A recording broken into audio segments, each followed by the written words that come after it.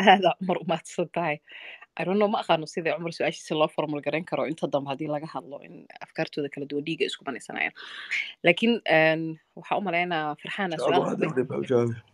muu dhiiba okay sheekh cabdiraxmaan شعب القادر sheekh cabdiqaadir okay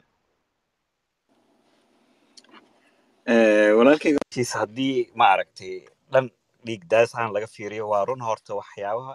yani aan anigu marmarka qaarkood aan ku tilmaamo caqliyarida martay caalamkeena islaamiga ama muslimiin badan ilaa hadda ma aragtay ee haysato codkayga mala maqla ayaan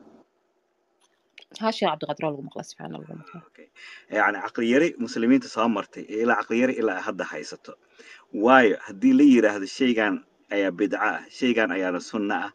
qolo badbaadaysa ma jirto cid walba waxay iyaga sunna agtooda ka qolo kale agtooda bidca ka tahay ciddaan waxay agtooda bidca ka qolo kale agtooda sunna ka tahay wax badbaadaya ma jiro marka saa darad xataa imaam abi xamed alghazali wuxuu ku leeyahay laa nusami almubtadaca wa inamaa nusami almubadacuun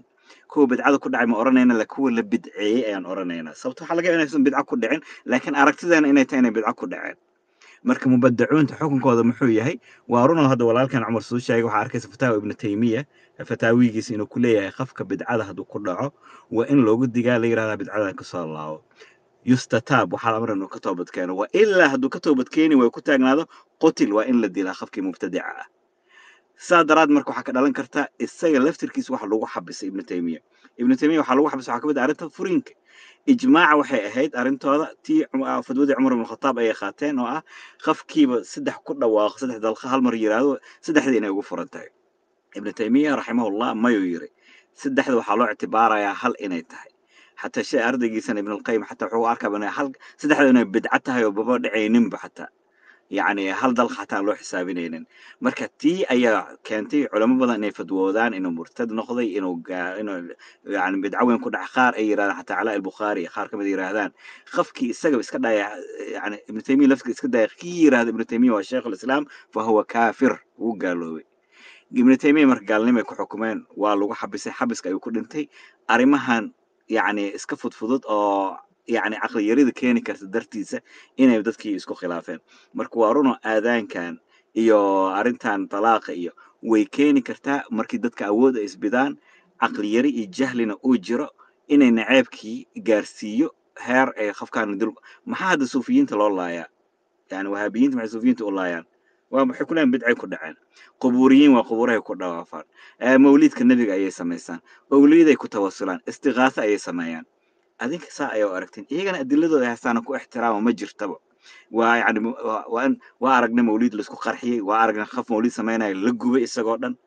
مركوارون هرسو شاقي أرمها ديك داس كوي كيني كرتا صوتا علمي يريد أي ديب كان كينيس علمي يريد أي نعيب كنوع عنو كلا كينيس علمي لك هدو واسع ناخذ من كثر علمه وقل اعتراضه تعلمي جيس واسع ناخذه وحا أتكاني وحا يراني كهر إماشديس وحا وخالد وحا واسع إنه يراهد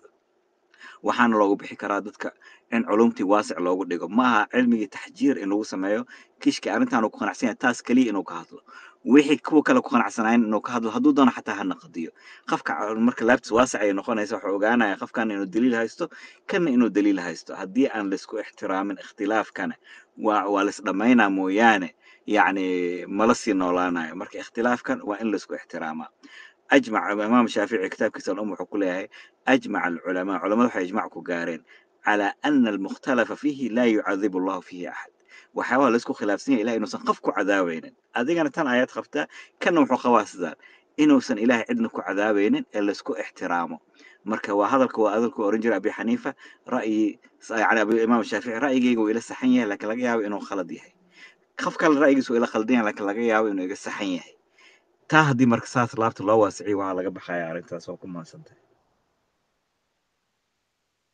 ما تصنتاش عبد القادر